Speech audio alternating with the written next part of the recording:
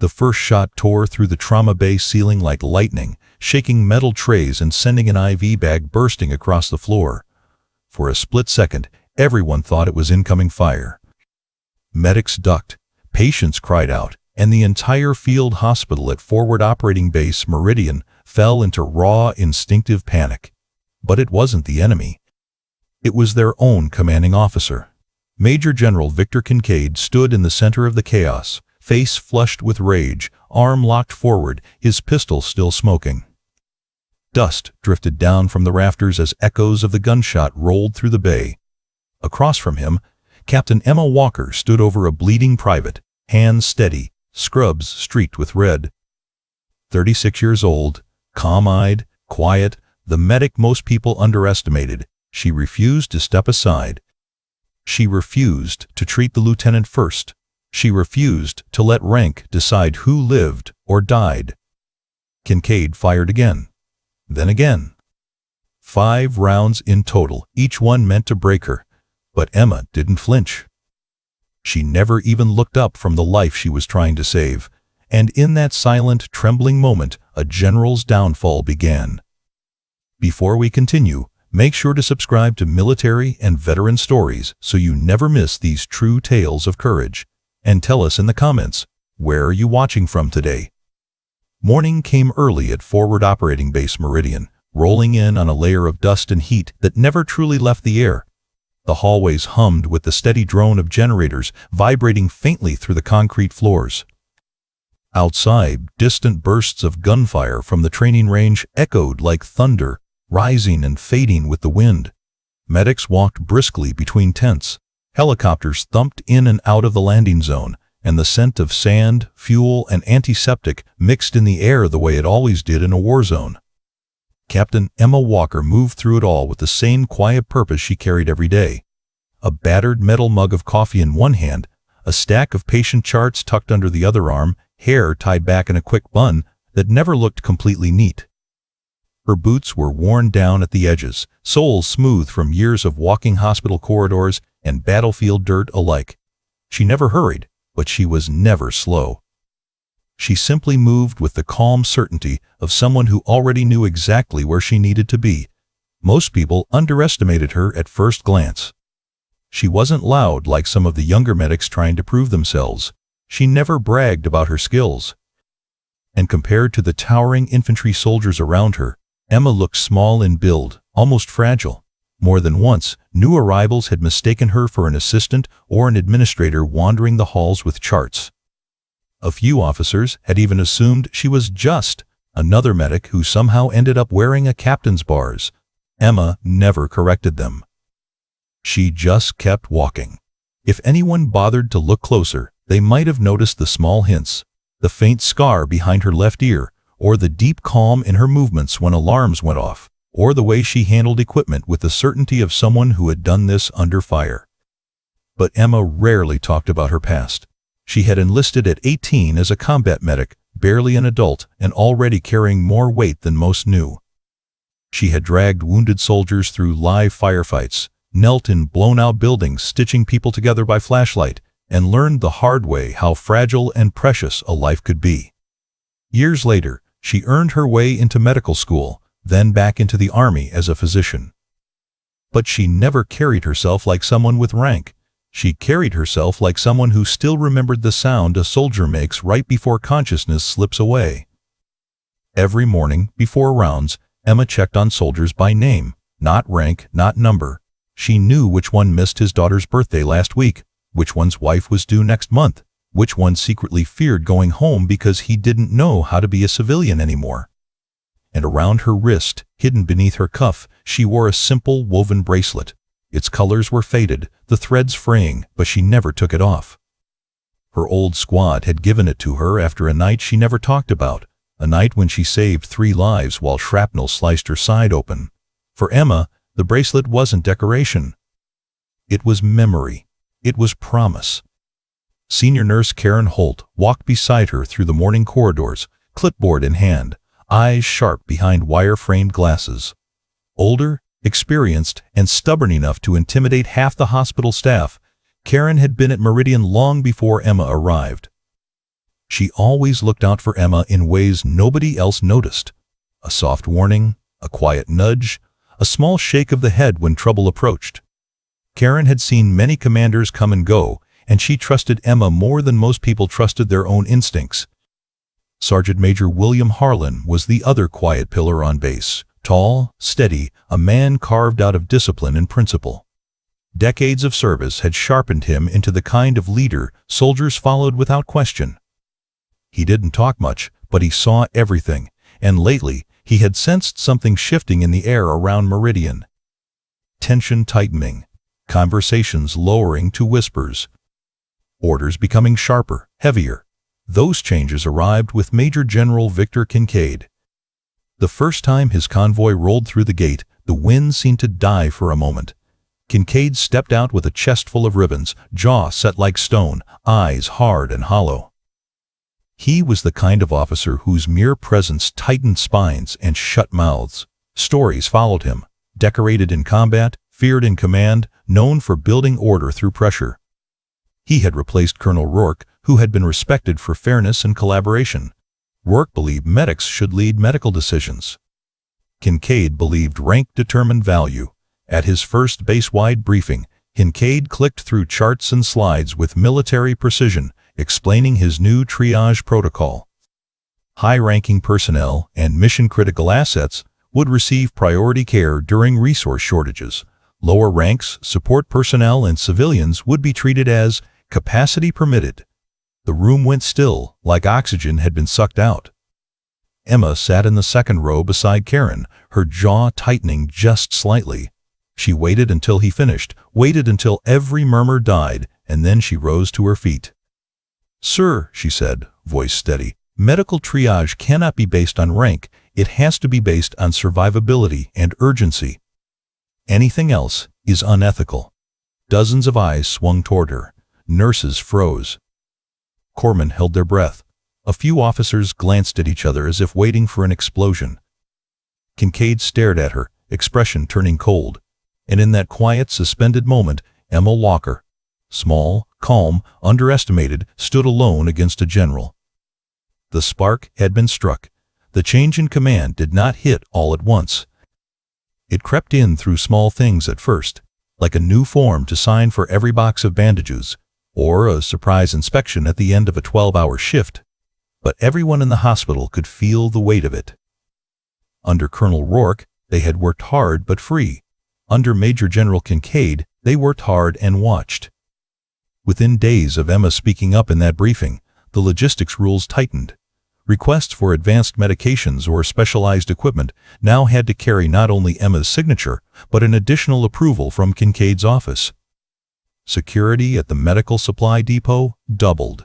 Lock codes changed.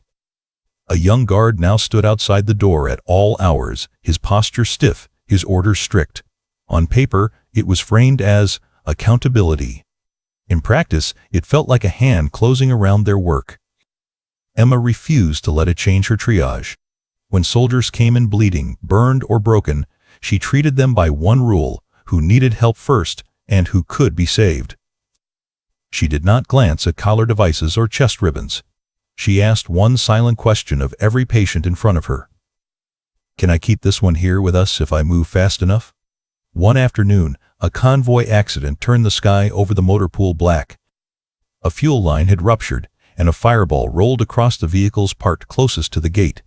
Sirens wailed, radios crackled, and within minutes the trauma bay doors slammed open. They brought in a private on a stretcher, uniform charred, skin blistered and peeling along both arms and chest. His name tape was half melted, but Emma saw enough to read. He was younger than he looked through the burns, maybe 20.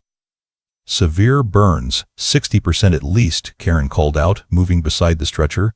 "We need the silver dressings and the high-grade analgesics." "Now!" Emma nodded once and turned to the nearest corpsman. "Page the depot.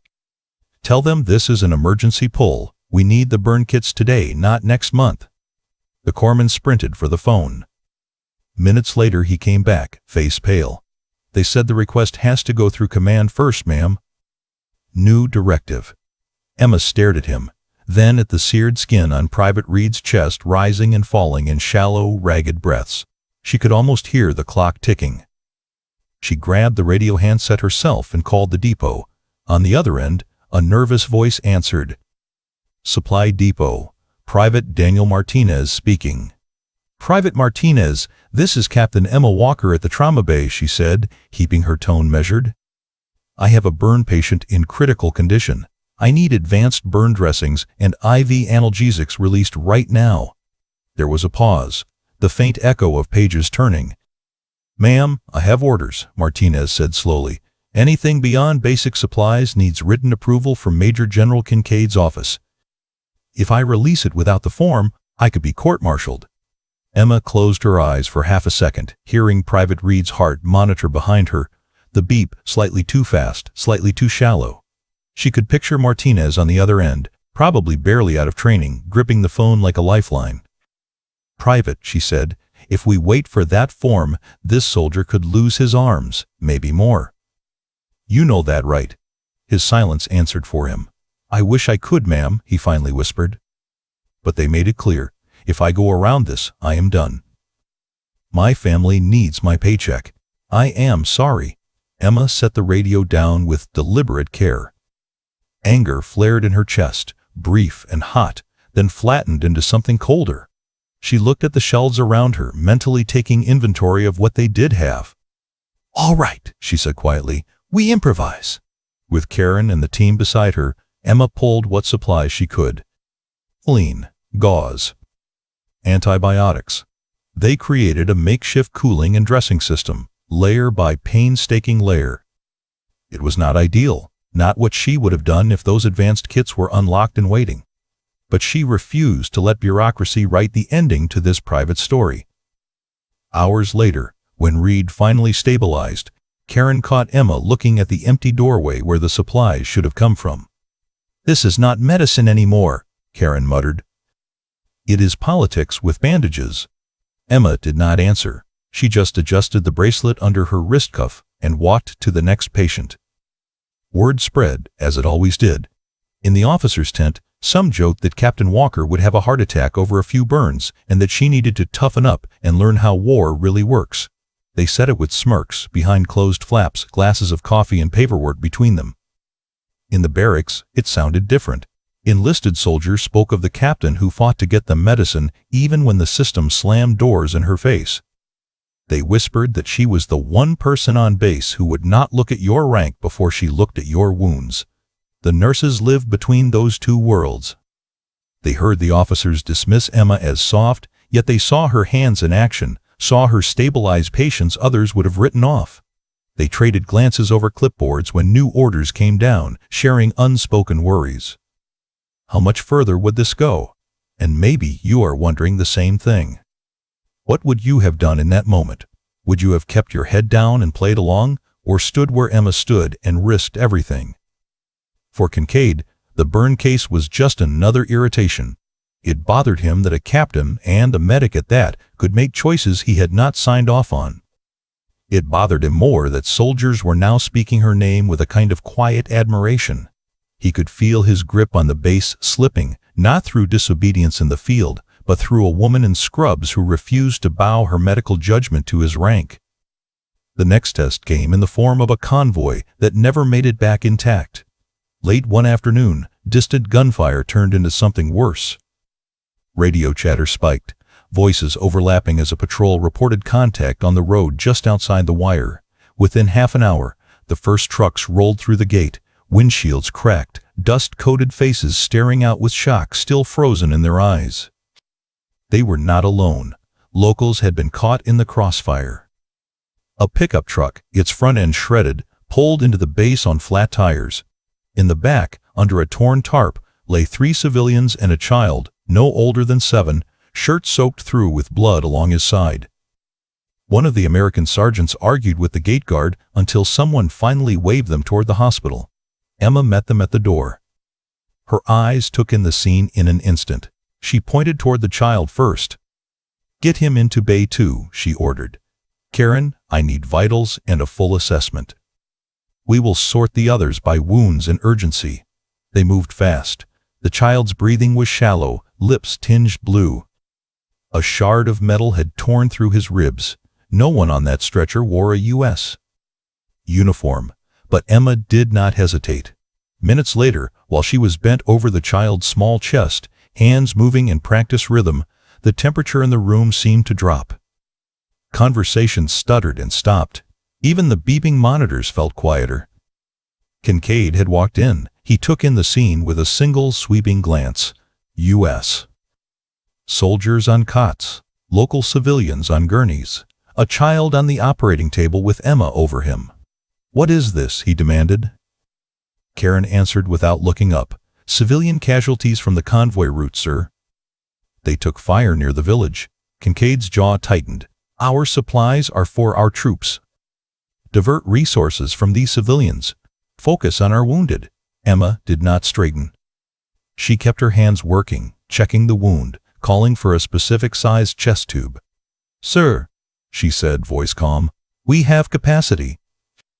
International law and our own regulations are clear. We treat civilians when we can. Especially children." "You will stand down, Captain," Kincaid snapped. "These people are not our responsibility. Every bag of blood you use on them is one you do not have for my men." Behind him, a few officers shifted uneasily. Along the walls, enlisted soldiers watched, faces hardening. None of them moved to leave. Emma finally looked up, eyes meeting his. "With respect, sir, my responsibility is the patient on the table," she said. "Right now, that includes him." "I will not walk away." The silence that followed felt like a stretched wire ready to snap. Nurses held their breath. A medic's gloved hands hovered over a tray, unsure whether to continue passing instruments. The child's heart monitor beeped on, the only steady sound in the room. Would you have stayed quiet or stood up for her in that moment? Kincaid's gaze burned into her. For a heartbeat, it seemed like he might physically pull her away from the table. Then he turned on his heel and stalked out, barking something to his aide about discipline and chain of command. They all heard the words. They all felt the threat in them, but they also saw Emma turn back to her work without a word. The soldiers in the room never forgot that image. A general walking away and a medic staying right where she was, hands steady over a child who did not even speak their language. From that day, the conflict between Emma and Kincaid was no longer a quiet, private disagreement in briefing rooms and thin hallways. It was a public fault line running straight through the heart of the base. And everyone knew it was only a matter of time before something broke. The days that followed carried a strange tension, the kind that settles into the corners of a base long before anyone can explain why. Conversations grew shorter when Emma walked by. Officers watched her from a distance, uncertain whether she was a nuisance or a threat to the new command climate. Enlisted soldiers, on the other hand, straightened when they saw her coming, like her presence reminded them of something steady in a place that had started to shift under their feet. Emma noticed none of it. Or rather, she noticed, but she did not allow it to change the way she worked. Her actions told stories she never spoke aloud. During one hectic morning, a supply crate jammed shut outside the emergency room. A corpsman struggled with the metal latch, cursing under his breath as the minutes ticked away. Emma stopped beside him, nudged him gently aside, and dug her fingers beneath the warped metal. With a sharp twist of her wrist and a movement that looked practiced far beyond medical school, she popped it open like it was nothing. The corpsman stared. "Ma'am, where'd you learn that trick?" Emma only gave a faint smile and carried the equipment inside. Moments like that happened often. Once, while bending to adjust an oxygen line on a patient, her hair shifted enough for a young medic to notice the small pale scar behind her left ear. He recognized it instantly.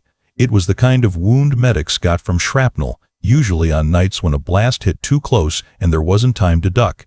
He didn't say anything. But later, he whispered it to a friend in the dining tent. That friend whispered it to another. Within a day, half a dozen soldiers knew Captain Walker had been closer to explosions than she ever admitted. And then, there was the bracelet. She tried to keep it tucked under her sleeve, but sometimes during a procedure, the cuff slid back. The woven threads were faded, almost white in places, the colors long rubbed away by sweat and time. A few letters were still visible near the knot, just enough for anyone who recognized unit bracelets to know it came from an old deployment squad. Medics and combat troops had a way of seeing those things immediately. They weren't jewelry, they were history. They were earned. Sergeant Major William Harlan noticed that bracelet one night. Emma was leaning over a soldier in respiratory distress, giving quick, precise orders, her voice calm even as the patient's vitals threatened to spiral. Harlan stood in the doorway, arms folded, watching the way she moved. When the crisis passed and the patient stabilized, Emma stepped back, exhaling only once, barely audible. Harlan caught the flash of the bracelet as she adjusted her glove. His eyes narrowed, thoughtful, not suspicious but searching. He had seen bracelets like that in Ranger units, in Special Forces med tents, in quick reaction teams that lost more people in a month than most bases lost in a year. He did not ask her about it. He didn't need to. Respect came quietly to people like him. Meanwhile, Kincaid grew increasingly irritated. He felt it every time he entered the hospital, the way the room seemed to align around Emma rather than him. He sensed that she was not afraid of him, not even a little.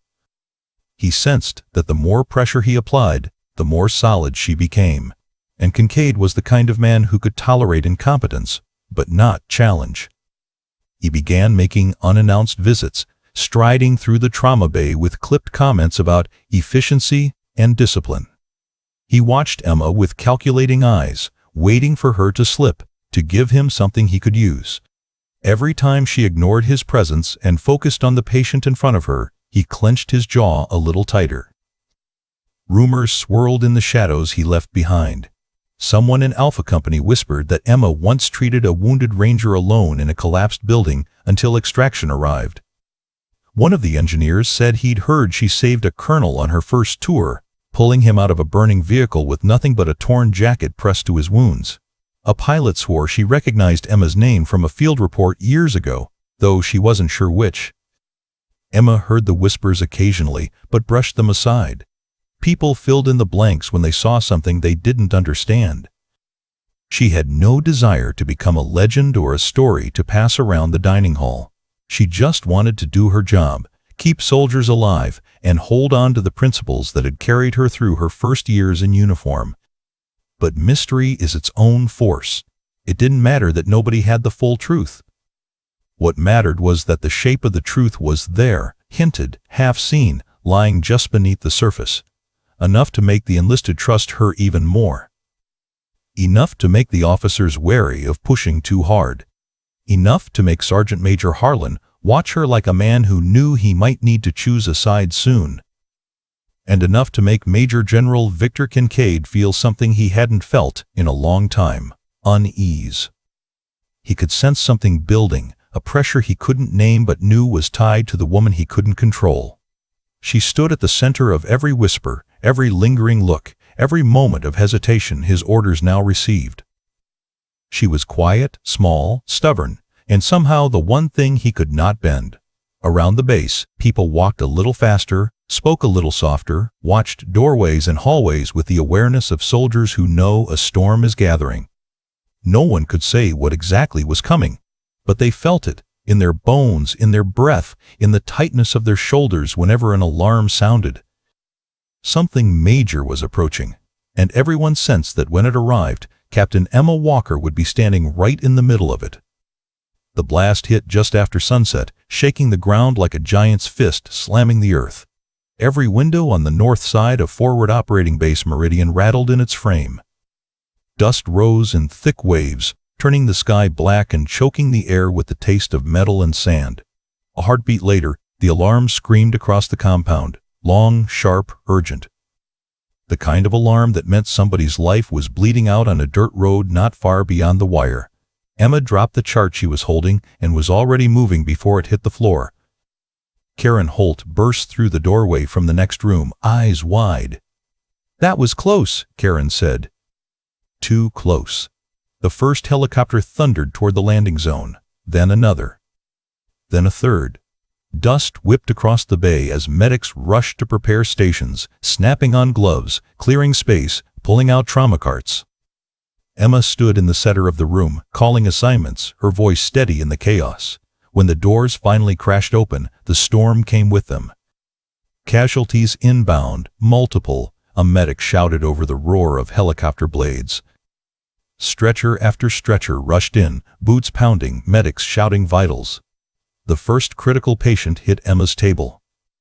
Lieutenant Jacob Hale, the medic beside her said, breathless, IED blast. Chest trauma, abdominal puncture, possible internal bleed, non-responsive. The lieutenant's uniform was shredded, skin pale beneath a layer of dust and dried blood. His breathing was shallow, erratic. A faint wheeze escaped his lips with every rise of his chest. Emma leaned in, eyes narrowing. Prep for surgical assessment. Get imaging ready. And someone get me a unit of O negative. Before the medic could respond, another stretcher barreled into the bay. Captain, we've got a second critical, a corpsman yelled. Private Dylan Carter, 19, multiple shrapnel wounds, collapsed lung, but vitals are stronger than Hale's. Better overall chance. Emma looked between them.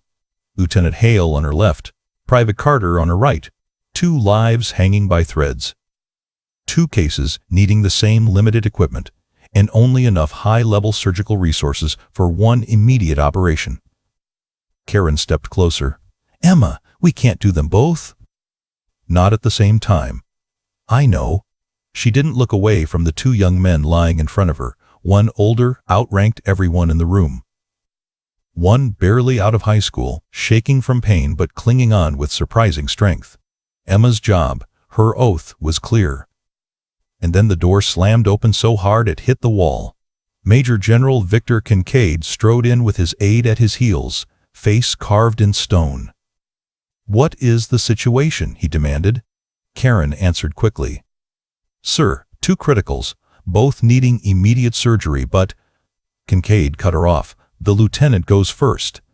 Emma didn't lift her eyes from Private Carter as she spoke. Lieutenant Hale's injuries are severe, sir. His chances are extremely low without stabilizing him first. Private Carter, however, can be saved right now. If we delay him, he might. I did not ask for your medical opinion, Kincaid snapped. I gave you an order. Treat the lieutenant first. Emma finally looked up, locking eyes with him. The room still behind her, medics frozen, nurses holding their breath, even the monitors seemed quieter. Sir, she said, steady and firm, triage is based on survivability, not rank. We save the one who has the best chance to live first. That is the rule. That is the law. That is medicine. You will obey my order, Kincaid growled. My oath does not change based on collar devices, she replied. The silence that followed stretched like a tight wire. Kincaid's jaw flexed. Captain Walker, if you disobey this order, you will be court-martialed. Emma didn't blink. Then court-martial me, but I'm not letting that boy die so we can pretend rank is a medical qualification. Karen's fingers tightened on her clipboard. One corpsman looked like he might be sick. Another slowly shook his head in disbelief. Kincaid stepped closer until their faces were inches apart. You think you can defy me in my own hospital? Emma's voice didn't waver. It isn't your hospital. It's theirs. The wounded, the dying, the ones depending on us to choose right. He opened his mouth to shout again, but a weak whisper cut through the air before he could speak. Everyone turned toward Lieutenant Hale. The young officer's eyelids fluttered open. His voice was barely more than a cracked breath. She's right, he rasped, staring at Emma. Save him, he's got more time. A ripple of shock passed through the medical staff. Even Kincaid's aide froze. Emma took a step toward Private Carter's stretcher. But Kincaid snapped, you will treat Hale first. That is final. Even the lieutenant's plea didn't matter to him. Even the dying man's last effort to do the honorable thing couldn't break through Kincaid's need to assert control. Emma moved anyway. Prep Private Carter for surgery, she ordered, her tone unshakable. The room erupted in quiet motion, medics moving with a kind of terrified respect, Karen grabbing tubing, the corpsman wheeling Carter's stretcher toward the operating room. Kincaid's face twisted with rage. His voice thundered after her as she walked. "Captain Walker, consider your career over." Emma didn't turn back. Her hands were already on Private Carter's gurney, guiding him through the swinging doors. Behind her, the trauma bay pulsed with fear, disbelief, and something else rising beneath it, something stronger. Respect. For the woman who had just defied a general to save a 19-year-old private. Emma didn't know it yet, but the decision she made in that moment, choosing life over rank, had just lit the fuse that would blow the entire base wide open. The explosion was coming, and everyone could feel it in their bones. The moment Emma guided Private Carter into surgery, the thin thread holding Kincaid's temper snapped. He stormed into the operating area before anyone could stop him, boots striking the floor like hammer blows. His face was twisted with fury, breath sharp and ragged. Emma was already deep into the procedure, hands steady inside the young private's chest cavity, Karen beside her managing suction and vitals. "Captain Walker," Kincaid roared, "you will cease this operation immediately." Emma didn't look up. "Clamp," she said calmly to Karen. "Walker." "Did you hear me?" His voice cracked with rage. Karen's hands shook, passing the instrument. Emma quietly adjusted the clamp, eyes focused on the field before her. "I heard you, sir." And the answer is still no. That single word, no, detonated something inside him. Kincaid reached for his holster. There was a sharp hiss of breath from someone in the room, a whispered, "No way," but it was already happening. The general pulled his sidearm free and fired a shot straight into the ceiling.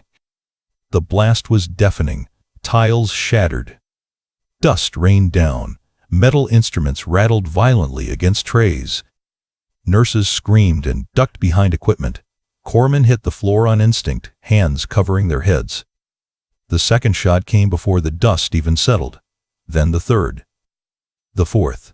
The fifth. 5 rounds. Fired in a medical facility. Fired to intimidate a woman in the middle of saving a soldier's life. And still, Emma did not move. The world around her erupted into chaos, but she remained anchored, hands steady inside the wound, breath even, eyes sharp with focus. It was the calm of someone who had performed surgery with mortar shells shaking the ground beneath her. The stillness of someone who had kneeling beside dying men under fire long before she ever earned her captain bars. Karen, trembling, stared at her in disbelief.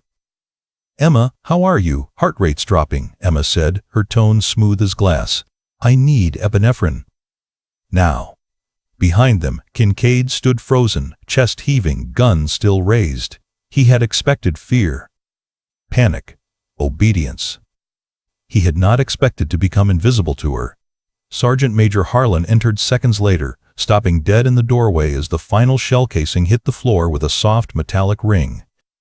His eyes swept the scene, the crumbling ceiling fabric, the terrified staff, the armed general, and then landed on Emma. She was focused, calm, unshaken. Awe flickered across Harlan's face. He had seen soldiers freeze under far less. He had seen tough men crumble when a gunshot cracked too close. But Emma Walker, the quiet medic nobody noticed, had not even lifted her head. He understood then. She wasn't just a medic. She wasn't even just a captain. She had lived through things few on this base could fathom. She had steadied her hands in places where death walked closer than breath, and now the staff understood it too. The fear that had filled the room began to shift, replaced by something deeper, stronger, heavier, respect. Not the kind that comes from rank. The kind that comes from courage. And in that moment, while dust still drifted through the air and smoke curled from the general's weapon, every person in that trauma bay understood one truth. Captain Emma Walker was not the one who had lost control. Kincaid was, and his fall had already begun. Sergeant Major Harlan didn't shout, didn't panic, didn't even look twice at the holes in the ceiling. The moment the 5th shell casing rolled across the tile, he turned to the nearest medic and said quietly, "Get me a clipboard." "Right now." His voice carried more command than Kincaid's gun. Medics scrambled to hand him one. Harlan flipped to a blank page, clicked a pen, and began writing on the spot, eyes never leaving the general. "Witness log initiated," he said, loud enough for everyone to hear. Time, 243 hours. Location, Trauma Bay. Incident, discharge of weapon inside a medical facility. The room froze at his words. It wasn't just note-taking, it was the first step in a formal investigation, the kind that traveled fast and hit hard. Kincaid's face twitched. "Sergeant Major, you are overstepping." "No, sir," Harlan replied calmly. "On following regulation." Before Kincaid could respond, a voice came from behind him. "Clear a path." Captain Morrison from Base Legal stepped in, face stern, expression tight. He had been summoned by half a dozen frantic radio calls reporting shots fired inside the hospital. 2 MPs followed him, hands near their holsters but not drawn. Morrison's eyes landed on the ceiling, then the spent casings, then the pistol still in Kincaid's hand. "General, put the weapon down, sir." A flicker of disbelief crossed Kincaid's face. "I do not answer to Base Legal." "You do when weapon safety is violated," Morrison said quietly. A long silence hung in the air. Dust continued to fall in soft streams. Finally, Kincaid lowered the pistol. Morrison signaled to the MPs, who stepped forward and relieved him of it. Behind them, in the operating room, Emma worked. While the base reeled from what had just happened, she didn't lift her eyes. She kept her hands steady, her voice calm, her focus unbroken. She moved through the procedure with precise, practiced grace until Private Dylan Carter's heartbeat steadied. Then, after a breath and a sip of water, she scrubbed back in to finish the operation on Lieutenant Hale. By dawn, both young men were alive, and that alone spoke louder than any round Kincaid had fired. The next morning, Emma walked to the meeting she had been ordered to attend. The corridor outside the command office was lined with people, not by design, but because word had spread and no one wanted her walking in alone. Harlan stood nearest the door, clipboard under his arm. Captain Morrison was beside him. 2 MPs flanked the hallway. Even Karen Holt was there, eyes sharper than usual. As Emma approached, they all straightened, a silent show of solidarity. Inside the room, a small recorder sat on the table, already blinking red. "This meeting," Morrison said, "is being recorded for formal review." Emma took a quiet breath. Then the door opened behind her. Colonel Samuel Patterson stepped in, Regional Command, and not someone expected to appear on short notice. His uniform was still dusted from travel, boots dirty from the long drive. He carried a folder under one arm, thick with reports. He didn't sit. "Kincaid," Patterson said, looking at the general with open disappointment, "I received 15 statements and 3 partial recordings before sunrise. I'm here to determine what in blazes happened in this hospital." Kincaid stiffened. "This is a disciplinary matter." "I was addressing insubordination." Patterson's gaze hardened. "Then you will not mind if we hear from the witnesses." One by one, they spoke. Private Martinez entered first, hands trembling slightly as he stood at attention. "Sir, I was ordered to deny supplies that Captain Walker requested for critical patients," he said. "I was told releasing them would result in court-martial." Patterson nodded once. "Noted." Then came the nurses, Karen and 2 others. Karen's voice was steady. "Sir, the general entered the trauma bay and attempted to direct medical procedure. When Captain Walker refused to violate triage protocol, he discharged his weapon." A medic followed next, describing the terror that shot through the room when the first bullet cracked through the ceiling. Another recounted how Emma never even flinched. Lieutenant Hale was wheeled in on a stretcher, pale but conscious enough to speak. With effort, he lifted his eyes toward the panel. "The captain made the right call," he whispered. "I told the general myself. She saved both of us."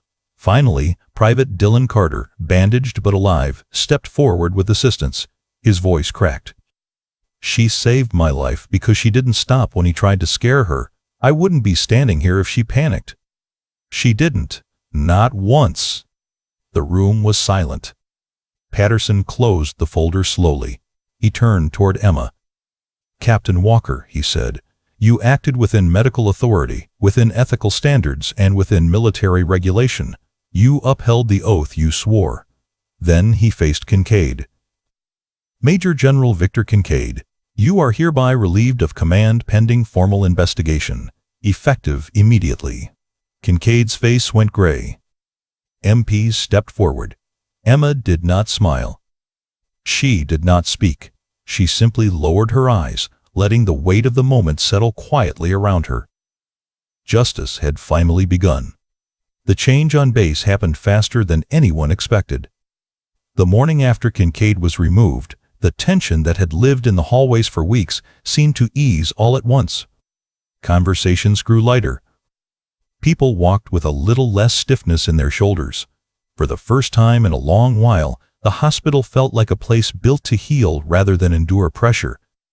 2 days later, the new commander arrived. General Thomas Avery stepped into the medical wing without escort, hands behind his back, eyes steady but kind. He didn't bark orders, didn't posture, didn't hover near Emma's shoulder to assert authority. He simply gathered the medical staff and spoke plainly. Your decisions save lives. My job is to back you up, he said. From this moment forward, you operate under medical judgment, not rank. There were no cheers, no applause, but every medic, nurse, and corpsman in the room stood a little taller. Emma nodded once, grateful but quiet, the way she always was. Within a week, the changes became visible. Supply access returned to normal. Bureaucratic delays disappeared. Soldiers began showing up not just for treatment, but to thank the people who kept them alive. Some left handwritten notes. Others stood awkwardly beside Emma, not sure how to tell her what her actions meant to them. Private Dylan Carter visited her first. He walked in with careful steps, bandages still tight across his ribs, eyes faintly glassy from medication. When he saw Emma reviewing charts at her desk, he froze with emotion. You saved me, he said softly. Emma shook her head. You were strong enough to fight through it. I just helped you along. But Carter didn't accept that, his eyes filled. You didn't look away when he fired that gun. You didn't stop. I'll never forget that. She placed a hand on his shoulder and told him to focus on healing. It was all she ever wanted from the soldiers she treated. Lieutenant Hale came weeks later, wheeled in by a nurse. He had regained enough strength to speak with clarity, though his voice remained soft. No one, Hale said, looking straight at Emma, should ever be treated before someone else just because of rank. You made the right call. You honored the uniform more than any of us did that night. Emma thanked him quietly, but she didn't linger on the praise. She returned to her rounds, moving from bed to bed with the same calm purpose she had always carried. Life at Meridian slowly returned to rhythm. The wounds of the past weeks didn't vanish overnight, but they began to close, stitched by fairness, steadiness, and the leadership of people who believed in doing the right thing. Emma never called herself brave. She never spoke about what happened unless asked. She simply kept working, kept treating, kept choosing what was right over what was easy. And that became the moral whispered through the base long after the dust settled. True courage isn't loud. It's the quiet choice to do the right thing, even when power stands in the way. What happened at Forward Operating Base Meridian became more than just a confrontation between a medic and a general. It became a reminder of what real courage looks like in a place shaped by fear, pressure, and impossible decisions. Emma Walker never raised her voice, never carried a weapon, never used rank to push her way forward. She simply stood her ground in the one place where it mattered most, beside the wounded who depended on her. And while Kincaid tried to rule through intimidation, it was his own choices that brought him down, not hers. War tests everyone differently. Some are tested by bullets and shrapnel. Others are tested by authority, ethics, and the quiet moments when no one is watching. Emma passed her test by choosing humanity over hierarchy, even when the consequences threatened everything she had worked for. If you enjoyed this story, please subscribe for more military and veteran stories. These stories keep the courage alive for generations to come.